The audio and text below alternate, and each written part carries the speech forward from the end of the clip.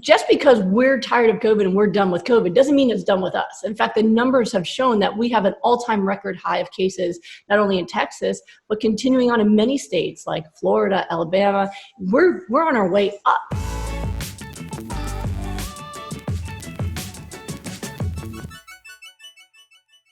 Talking about reintegration, more places are open now. They're even doing dining in and all that.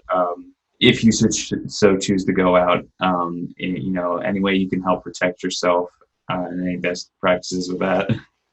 Yeah, I know that people are really tired of staying in. I've been calling it COVID fatigue. I'm tired of it too, right? We don't want to sit home anymore. We want to go back out to our favorite places, our favorite restaurants.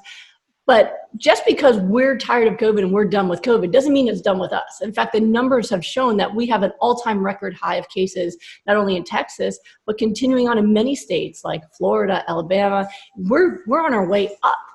And going out to places like restaurants is going to increase that. So we really do need to be smart, and we need to make our decisions about what we do, not based on how tired we are of this or about even the economy. As a physician, all I care about is saving lives. We need to make that decision based on our curve and whether or not it makes sense for us to be out and be exposed. So I still recommend that you stick with delivery for restaurants. If you want to, make your backyard look as pretty as you can, or your patio, or, make something for yourself where you can feel like you're out there. But I really do not recommend that people are sitting in restaurants.